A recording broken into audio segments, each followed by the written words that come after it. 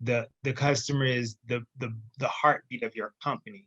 So what I do with my clients is we go on exercises to brands that they shop on, and we let them see what that shopping experience is for them and how do they feel on each step along the way, Right. and what conveys to them that actually makes them want to hit the buy button on a website or take an item to the register inside a store.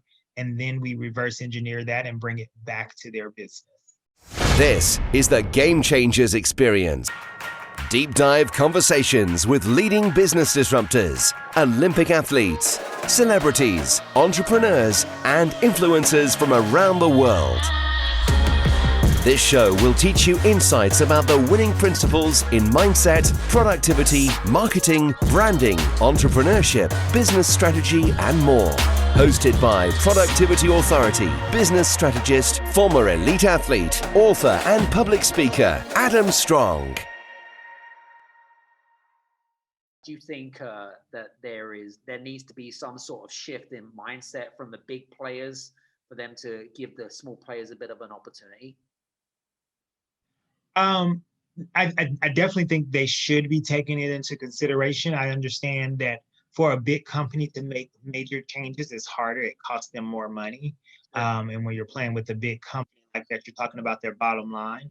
And so it makes way for the small company because they're setting their company up. They can implement things that other companies can't because they're just starting.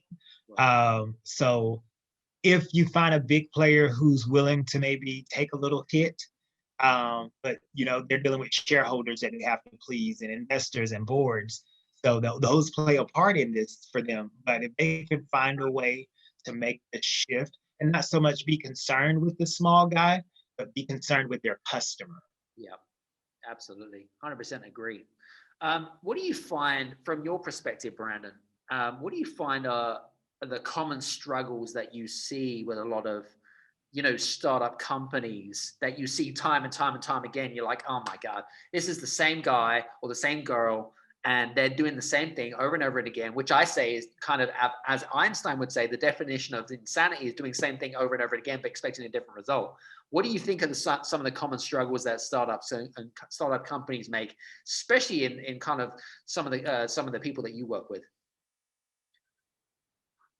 Processes. They don't understand their process. Right. They don't have a process. They're flying by the seat of their pants. They haven't taken a moment to understand what having a business is. A lot of small business owners that I see are thrust into being an entrepreneur because they've seen someone else online doing it and think it's easy. Yeah. But they don't know the process. All they see is, oh, this person is doing it. They post 3 times a day on Instagram and they're making money. And so they don't know what the behind the scenes actually look like. And so they have no process. They're just out here thinking it just happens magically. Yeah, I agree 100%. It's very cool.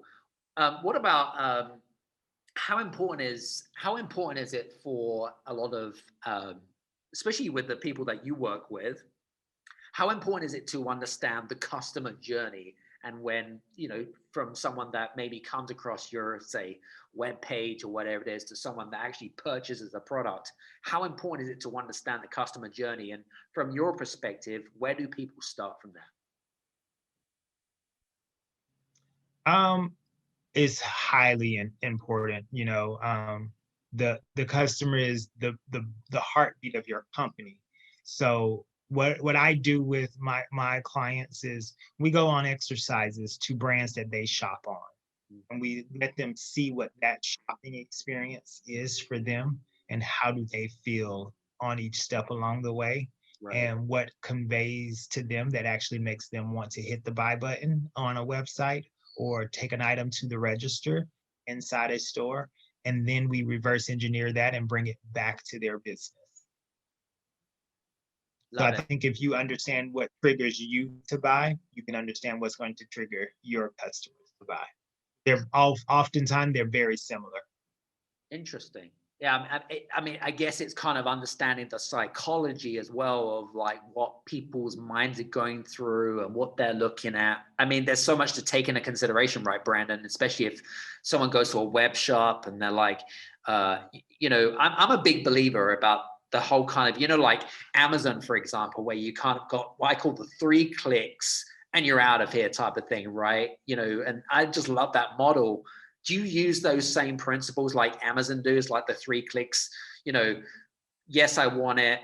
Put your details in, click number 2, click number 3, buy. It's as simple as that. Hey guys, I just want to say thank you so much for listening to today's episode. I would love to hear from you guys. Please do me a favor, like this video, subscribe to this channel, and click on the notification bell button below so that you don't miss out on some of the episodes that we've got coming up. Also, please make a comment in the comment section below. We are reaching out to some of our listeners so that we can get to an understanding about how we can personalize some of the great content that we've got coming out based on your needs and aspirations. My other word of advice as well is to go to our amazing Facebook community where you can meet other creative entrepreneurs and business owners. Introduce yourself, say hi, mention about some of the amazing breakthroughs that you're getting through some of the episodes, and network, right?